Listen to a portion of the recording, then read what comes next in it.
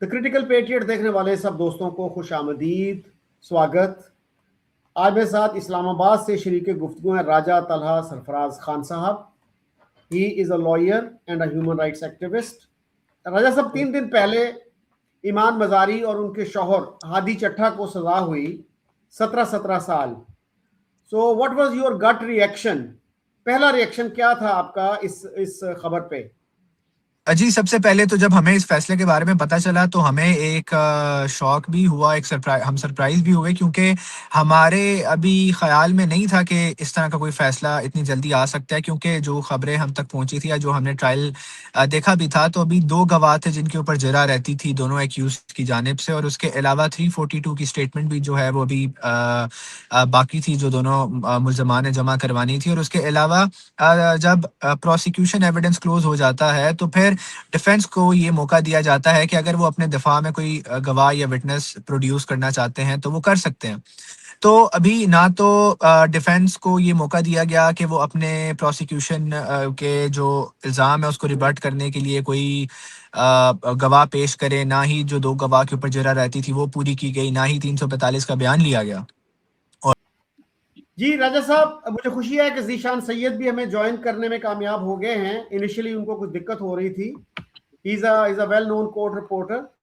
تو آپ اپنی بات کیجئے گا راجہ صاحب، بیچ میں رہ گئی تھی۔ جی، تو میں آپ کو یہ بتا رہا تھا کہ لہٰذا ہمیں اس وجہ سے بھی تھوڑی حیرانگی ہوئی تھی اس فیصلے کے اوپر کہ 2 جو گواہ تھے ان پہ جرح کا حق دیے بغیر اور 342 کی اسٹیٹمنٹ ریکارڈ کیے بغیر، اور نہ ہی یہ موقع دیے بغیر ایکیوز پرسنس کو کہ وہ اپنے دفاع میں کوئی گواہ پیش کرتے، فیصلے کا دیے جانا کافی حیران کن تھا۔ جبکہ ہمارے کینڈیڈیٹ بھی اسلام آباد ہائی کورٹ بار ایسوسی ایشن کے صدر کے لیے اشرف گجر صاحب جب وہ پریزنٹ ہوئے اور انہوں نے یہ ریکویسٹ کی کہ ملزمان کو کورٹ کے اندر پریزنٹ کیا جائے، تو جج صاحب نے انہیں کہا کہ میں اس بارے میں فیصلہ کرتا ہوں۔ لیکن جب 4 گھنٹے کے بعد فیصلہ آیا تو جج صاحب نے اس ایپلیکیشن کی بجائے، اس درخواست کی بجائے انہوں نے پورے کیس کے اوپر ہی فیصلہ سنا دیا۔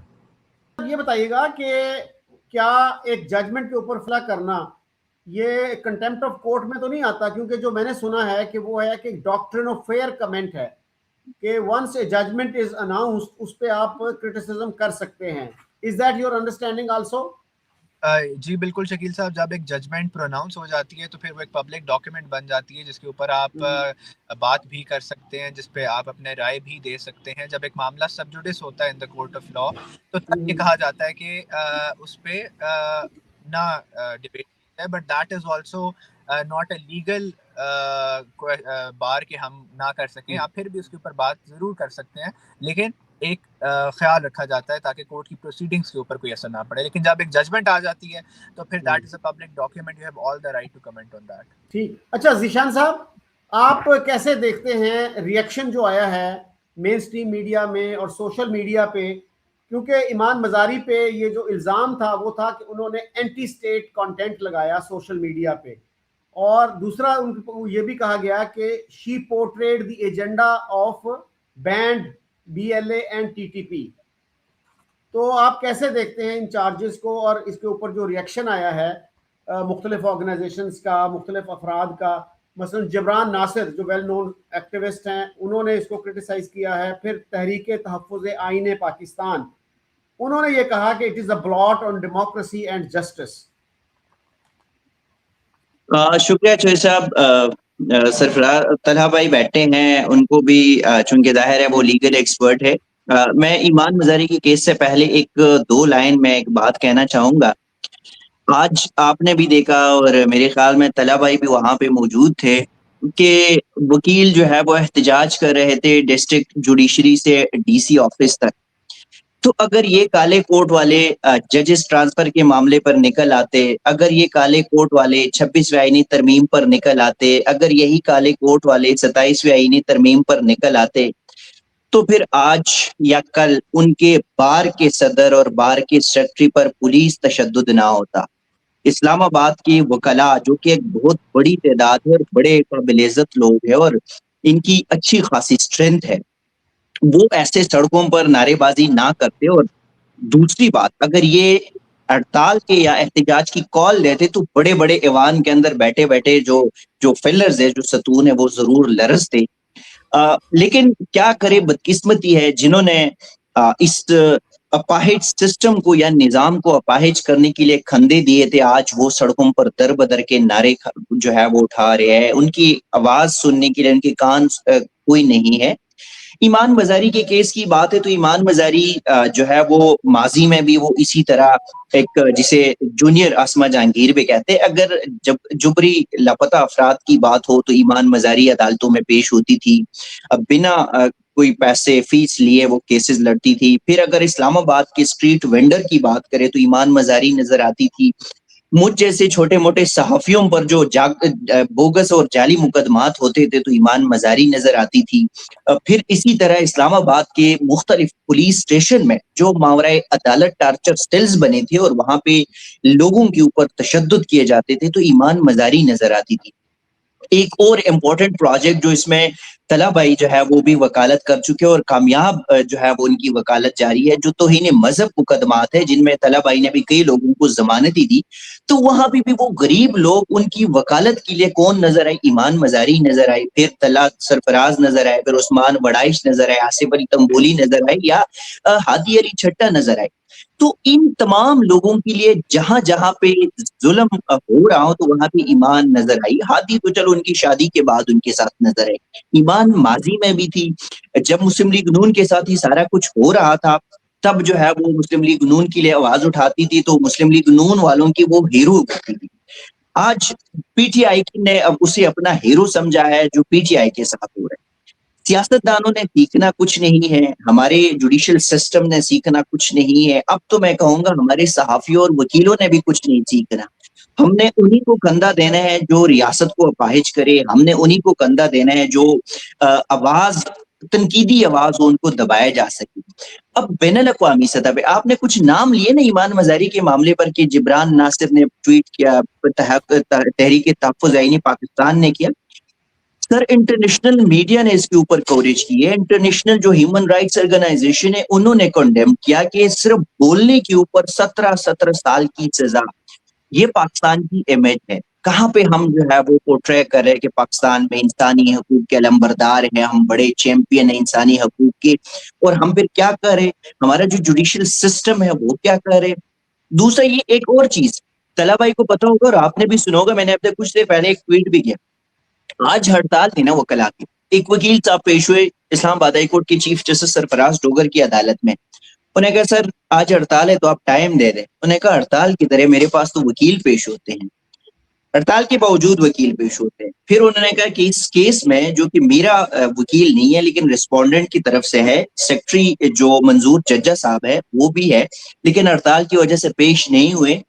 تو چیف صاحب نے پوچھا کہ ہڑتال کیوں ہو رہا ہے تو انہوں نے کہا وکیل گرفتار ہو گئے. تو چیف صاحب جج سرفراز ڈوگر صاحب دوبارہ استفسار کرتے کہ کون وکیل. تو جو وکیل صاحب تھے انہوں نے کہا کہ سر ایمان مزاری اور ہادی علی گرفتار ہو گئے تھے. تو چیف جسٹس صاحب کے ریمارک سن لیجیے گا اور غور کیجیے گا. چیف جسٹس اس وکیل سے پوچھتے ہیں اچھا وہ وکیل ہے، آپ ان کو وکیل سمجھتے ہیں؟ یہ ایک ہائی کورٹ میں بیٹھے چیف جسٹس کے ریمارک سے ایک انسانی حقوق کے علمبردار اور توانا آواز وکیل کی ہے، اور جو صرف پاکستانی نہیں انٹرنیشنل ڈگری ہولڈر وکیل ہے اور ان کے پاس لائسنس ہے اسلام آباد ہائی کورٹ کے ڈسٹرکٹ بار کے اسلام آباد بار کونسل کی. اور چیف جسٹس کے ریمارک سنے کہ آپ اسے وکیل سمجھتے ہیں. پھر وہی چیف جسٹس وکیل کو کہتے ہیں کہ اگر آپ وکیل سمجھتے ہیں تو آپ میرے چیمبر میں آ کے ان کے حوالے سے بات کریں. تو یہ ایمان مزاری کے کیس کا کہ ایک طرف آپ کی جوڈیشری کیا کر رہی ہے.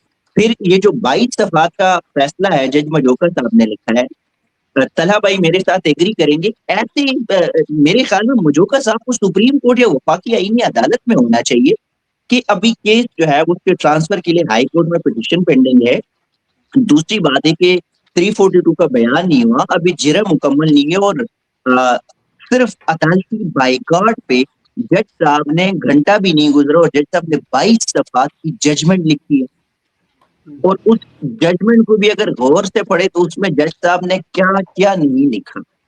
تو ایمان مزاری کو اندر کرنا، جیل میں رکھنا، یہ مقتدرہ کی ایک خواہش تھی، ان کی کوشش تھی. اور یہ توہین مذہب مقدمات ہو یا متنازعہ ٹویٹ ہو یا کوئی اور ان تمام چیزوں سے اس کا کوئی تروکار نہیں تھا، کیونکہ جبری طور پہ گمشدہ جو لوگ ہیں خصوصاً بلوچستان سے جو تعلق رکھتے ہیں، ان کے لیے ایک توانا آواز جو تھی وہ ایمان مزاری تھی، اور ایمان مزاری کی اس آواز کو دبانا، اس کو بند کرنا یہ لازمی تھا۔ اسی وجہ سے تو ٹویٹ کے اوپر ان کو 17 سال کی سزا ہوئی۔ دوسرا انٹرسٹنگ بات کہ جب جس ہادی علی چھٹا، جو کہ ان کے گناہ صرف یہ ہے کہ وہ ایمان مزاری کے شوہر ہے، جب یہ کیس چل رہا تھا ڈسٹرکٹ کورٹ میں، اور ایف آئی اے این سی سی آئی اے نے عدالت کو بتایا کہ ہادی علی چھٹا اور ایمان مزاری 2021 سے 2025 تک ٹویٹ ہم نے اٹھائے ہیں، تو وہاں پہ ہادی علی چھٹا نے کورٹ کو بتایا کہ میں نے تو جنوری 2025 میں اپنا ٹویٹر اکاؤنٹ بنایا ہوا ہے، تو جو 21 22 23 کو ایمان کو کوٹ ٹویٹ کیا، ری ٹویٹ کیا، وہ کس نے کیا؟ اب جس بندے کا اکاؤنٹ ہی موجود نہیں تھا اسی کو بھی آپ 17 سال سزا دے رہے ہیں، اور جس بندے کی جو ہے وہ انہوں نے کوئی خود سے ٹویٹ نہ کیا ہوا، ٹویٹ ری ٹویٹ کیا ہوا ہے، تو پھر انہیں کو سزا ہے۔ اس کا یہ مطلب ہے کہ شکیل چودھری صاحب، کل آپ بھی اگر کوئی ٹویٹ ری ٹویٹ کرے تو آپ کو بھی 17 سال کی سزا ہو سکتی ہے۔ طلعت سرفراز صاحب بیٹھے ہیں، اگر یہ بھی کل کو کوئی آئین کے اوپر یا غیر قانونی غیر آئینی آئین سے مبرہ پالیسیوں کے اوپر تنقید کرے تو 17 سال کی سزا اسے بھی ہو سکتی ہے۔ اور جو ذیشان سید آپ کے سامنے بول رہے ہیں، جس کو پہلے سے این سی سی آئی اے نے نوٹس کیا ہوا ہے، یہی ذیشان سید کے اوپر بھی 17 سال نہیں 34 سال کی سزا ہو سکتی ہے۔ تو ایمان مزاری کا کیس متنازع ٹویٹ نہیں تھا، ایمان مزاری کا کیس جو ہے وہ کوئی اور لڑائی جھگڑا نہیں تھا، ایمان مزاری کا کیس کوئی اور معاملات نہیں تھے، وہ صرف اور صرف کیونکہ کچھ بڑوں کی خواہش تھی، اور اس کی بڑوں کی خواہش کے مطابق جو ان کے ٹاؤٹس تھے اور بارہا کہہ چکے تھے میڈیا میں، سوشل میڈیا پہ، ویلاگس میں، کہ ایمان مزاری کو کم سے کم 7 سال کی سزا ہونی ہے، اور یہ آن دا ریکارڈ موجود ہے سوشل میڈیا پہ۔ ابھی بھی میں نام نہیں لینا چاہوں گا جنہوں نے کہا ہے، لیکن آپ ابھی بھی ڈیٹا نکال لیں تو آپ کو سمجھ آ جائے گا کہ کن لوگوں نے پہلے کہا تھا کہ ایمان مزاری کا جیل جانا طے ہے۔ تو ایمان مزاری کا جیل جانا یہ طلحہ بھائی پھر سے مائنڈ نہ کرے، لیکن اسلام آباد کی وکلاء کے منہ پہ یہ زوردار چکے۔ اچھا راجہ صاحب یہ بتائیے گا کہ ایک تو بلیسفیمی کیس لینا بذات خود بہت جرت کا کام ہے، اس لیے کہ بہت زیادہ وکیل جو ہیں اس چیز کے خلاف ہیں کہ جی بلیسفیمی ایکیوزڈ کا کیس لیا جائے، اور ملتان میں آپ کو پتہ ہے جنید حفیظ جو ملتان یونیورسٹی میں لیکچرر تھے، ان کا کیس لڑنے پہ ایک وکیل کو جو آئی اے رحمان کے بھتیجے تھے ان کو دن دہاڑے موت کے گھاٹ اتار دیا گیا تھا۔ تو وکیل جو ہیں وہ کافی خوفزدہ ہوتے ہیں، تو آپ لوگ بہت جرت کا مظاہرہ کر رہے ہیں کہ یہ کیس آپ نے لیے ہیں۔ اور دوسرا، کل میری ایک وکیل صاحب سے بات ہو رہی تھی تو ان کا خیال تھا کہ شاید انہوں نے یہ کیس ٹیکنیکل بنیادوں پہ نہیں لڑا، اس کے بارے میں آپ کیا کہیں گے؟ اور اب آگے کیا ہیں، چانسز کیا ہیں کہ ہائی کورٹ میں اس کی اپیل ہوگی، کب تک سنوائی ہو جائے گی، کیا اسیسمنٹ ہے آپ کی؟ دیکھیں، ٹیکنیکل بنیادوں پر کیس نہیں لڑا گیا۔ ٹیکنیکل بنیادیں کیا ہوتی ہیں؟ ٹیکنیکل بنیادیں یہی ہوتی ہیں کیس میں جب کوئی گواہ اپنا بیان ریکارڈ کرے، آپ اس کے اوپر جرا کریں، اور پھر جب 342 کی جواب کی باری آئے تو جواب جمع کرائیں، اور پھر آپ کے جو دفاع کے جو وٹنسز ہیں ان کو پریزنٹ کریں۔ اب اس سے زیادہ ٹیکنیکل بنیادوں پر کیس لڑنا کس بات کو کہا جائے گا؟ لیکن جب آپ کو رائٹ ٹو فیئر ٹرائل ہی نہیں دیا گیا، جو آپ کے کانسٹیٹیوشن کا آرٹیکل 10A کہتا ہے کہ ہر سٹیزن کو یہ رائٹ حاصل ہے کہ وہ اس کو فیئر ٹرائل دیا جائے۔ اب یہ ٹرائل فیئر کیسے ہو سکتا ہے کہ جب آپ کو کراس ایگزامینیشن کا موقع نہیں دیا گیا، اور نہ ہی آپ کو اپنے دفاع میں کوئی گواہ پیش کرنے کا موقع دیا گیا؟ تو پھر تو میرا خیال ہے نہ آپ یہ گلا کر سکتے ہیں کہ آپ نے ٹیکنیکل بنیادوں کے اوپر کیس نہیں لڑا، اور نہ ہی آپ یہ کہہ سکتے ہیں کہ انہیں رائٹ ٹو فیئر ٹرائل دیا گیا۔ اچھا آگے کا کیا اب آپ کو سمجھ آ رہی ہے کہ ہائی کورٹ میں اپیل کب تک ہو جائے گی، جی، اور ہائی پھر کورٹ، کب تک جی اپیل کی سنوائی کب تک ہو جائے گی؟ دیکھیں ہائی کورٹ میں اپیل تو ہوپ فلی اسی ہفتے ہی فائل ہو جائے گی اگینسٹ دا کنوکشن، اور اس کے ساتھ سسپینشن اپلیکیشن بھی لگائی جائے گی کہ جب تک اپیل کا حتمی فیصلہ نہیں آتا تب تک جو سینٹینس ہے اس کو سسپینڈ کر دیا جائے۔ اب یہ تو آنریبل ہائی کورٹ کے اوپر ڈیپینڈ کرتا ہے کہ وہ کب اس اپیل کو فکس کرتے ہیں ہیئرنگ کے لیے، تو ہم ویٹ کریں گے، دیکھتے ہیں۔ اچھا ذیشان صاحب، آپ کو کیا لگ رہا ہے کہ جرنلسٹوں میں کیا فیلنگ ہے؟ کورٹ رپورٹر جو اچھی طرح سمجھتے ہیں ان معاملات کو، ان کی جو ہے اکثریت کیا کہتی ہے اس معاملے پہ؟ جی ذیشان صاحب، can you hear me? Hello Zeeshan صاحب کا ہاں اچھا طلحہ صاحب, ذیشان صاحب کا مجھے لگ رہا ہے کوئی کنیکٹیوٹی ایشو ہو گیا ہے, تو اینی کنکلوڈنگ تھاٹس, کیا آپ ایکسپیکٹ کر رہے ہیں آئندہ 6 مہینے میں, سال میں کیا ہوگا اس کیس کے حوالے سے؟ ایک کنکلوڈنگ تھاٹس تو ہماری یہی ہے, میرا یہ خیال ہے کہ ہم کسی کے بھی ویو سے اختلاف رکھ سکتے ہیں. میں ایمان مزاری, ہادی علی چٹھا کے ویو سے اختلاف رکھ سکتا ہوں, میں ان کو انڈورس نہیں کرتا, لیکن دا تھنگ از دیٹ ایک رائٹ جو ہر ایک شخص کو پاس موجود ہے, that is the right to fair trial. وہ ہر سٹیزن کا یہ حق ہے, ایک آئین نے, پاکستان نے اس کو حق دیا ہے, کس وجہ سے کہ وہ ایک پاکستانی شہری ہے. اور میرا خیال کہ اس طرح کسی سے, اور وہ بھی ایک وکیل سے, یہ رائٹ لے لیا جانا اور پھر اس کو سزا سنا دینا, یہ ہمارے نظام انصاف کے لیے بھی ایک لمحہ فکریہ ہونا چاہیے. دیکھیں اس طرح فیصلے دے کر وداؤٹ ڈیو پروسیس یا وداؤٹ رائٹ ٹو ڈیفینڈ, تو لوگوں میں بھی یہ شک و شبہات پیدا ہوتے ہیں کہ اگر وکیل ہیں, جو پریکٹسنگ لائرز ہیں, ان کے ساتھ یہ ہو رہا ہے, تو ایک عام آدمی, ایک پاکستان کی کیپٹل سے 600 کلومیٹر دور کسی گاؤں میں بیٹھے ہوئے شخص کو رائٹ ٹو فیئر ٹرائل کیا ملے گا, یا اس کو انصاف کیا مل سکتا ہے؟ تو میرا تو یہی اس کے اوپر ایک سب سے ایک گزارش ہوگی کہ میرا خیال ہے ایمان مزاری کو بھی سمجھنے میں ہمارے حکومت سے بھی ہو سکتا ہے کہ کسی حد تک وہ سمجھنے میں ایک غلطی ہوئی ہو کہ ہم سب اس ملک کے شہری ہیں, اور میرا نہیں خیال کہ کوئی بھی شہری جو ہے وہ اپنے ریاست کے خلاف یا پاکستان کے خلاف سوچ سکتا ہے. اپنی طرف سے وہ جو ویوز بھی دیتے ہیں, ان کے پیچھے ایک سوچ یہی ہوتی ہے کہ کس طریقے سے اس ملک کو بہتر کیا جائے. تو میرا خیال ہے ہر ملک میں رہنے والے شہری کی یا ارباب اختیار کی بھی یہی خواہش ہوتی ہے. ہم ایک دوسرے کے ساتھ اپنی ویوز میں اختلاف کر سکتے ہیں, ہونا بھی چاہیے, رسپیکٹفل ہونا چاہیے, دونوں سائڈز پہ رسپیکٹفل ہونا چاہیے اور قانون کے مطابق ہونا چاہیے. اگر ایمان مزاری اور ہادی علی چٹھا نے کسی قانون کی وائلیشن کی تھی, تو کیا یہ اچھا نہ ہوتا کہ ڈیو پروسیس دینے کے بعد, رائٹ ٹو فیئر ٹرائل دینے کے بعد, ان کی مرضی کے وکیل جرا کر لیتا, ان کو یہ موقع دیا جاتا کہ وہ اپنے گواہ پریزنٹ کر دیتے, اور اس کے بعد اگر کوئی سزا بنتی ہوتی تو ان کو سزا دے دی جاتی, تاکہ یہ بتایا جا سکتا ہے کہ دیکھیں جی, ہم نے تمام رائٹس جو ایک ایکیوز کے پاس موجود ہوتے ہیں ہم نے انہیں فراہم کیے, اور اس کے بعد یہ جب عدالت اس نتیجے پر پہنچی کہ ان کے ان کا جو جرم ہے وہ ثابت ہو چکا ہے, تو پھر ان کو سزا دے دی جاتی. تو کم از کم ہم اس چیز کے اوپر تو کرٹیسائز نہیں کر رہے ہوتے کہ due process of law follow نہیں ہوا یا آئین کے آرٹیکل 10A کی وائلیشن کی گئی. اور اس کے بعد دیکھیں کہ ایک ڈسٹرکٹ جج جو بات ذیشان صاحب نے بھی کی کہ جو اس ٹرائل کو لے کے چل رہا تھا کہ اس کے اگینسٹ ایک ٹرانسفر اپلیکیشن آئی ہوئی تھی, اور without decision of that transfer application انہوں نے آرڈر بھی پروناؤنس کر دیا. تو اس پورے اگر ہم ججمنٹ دیکھیں تو اس کے اندر کافی لیگل لیکیوناز ہے جو ہم دیکھ سکتے ہیں, جو کچھ طرف میں نے آپ کی توجہ بھی دلوائی. تو اس کے بعد ہائر کورٹ میں تو میرا خیال ہے یہ مشکل لگتا ہے کہ یہ آرڈر سسٹین کرے, لیکن لیٹ سی کیا ہوتا ہے. اچھا ذیشان صاحب, اس سے انٹرنیشنل لیول پہ بھی جو پاکستان کا امیج ہے وہ متاثر ہوگا, اور فریڈم آف ایکسپریشن کے حوالے سے ہماری جو رینکنگ ہے اس کو اب آپ کیسے دیکھتے ہیں؟ ایک امبیسڈر بھی اس کیس کو سننے کے لیے آئے تھے, ناروے کے امبیسڈر تھے نا وہ, اس پہ پھر فورن آفس نے بڑا سخت احتجاج بھی کیا تھا. تو اب آپ کیسے دیکھتے ہیں کہ انٹرنیشنل لیول پہ پاکستان کا جو امیج ہے فریڈم آف ایکسپریشن کے حوالے سے, رول آف لا کے حوالے سے, اس پہ کیا اثر پڑے گا؟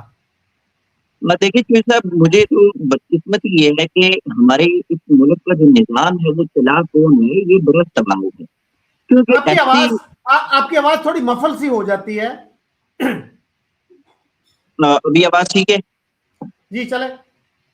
چوہے صاحب, بدقسمت یہ ہے کہ اس ملک کے جو نظام چلانے والے ہیں نا, یہ پتہ نہیں کیسے ان کو سوچ کہاں سے آتی ہے کہ ایسے حرکتیں, ایسی چیزیں کرتے ہیں کہ جس سے ملک کی بدنامی ہو.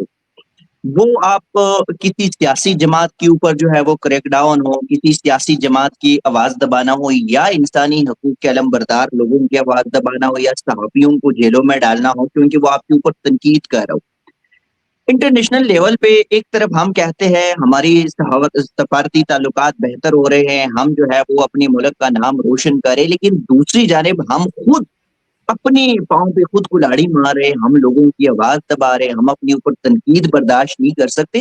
تو اس سے انٹرنیشنل سطح پہ پاکستان کی بدنامی ہو رہی ہے, کوئی عزت افزائی نہیں ہو رہی.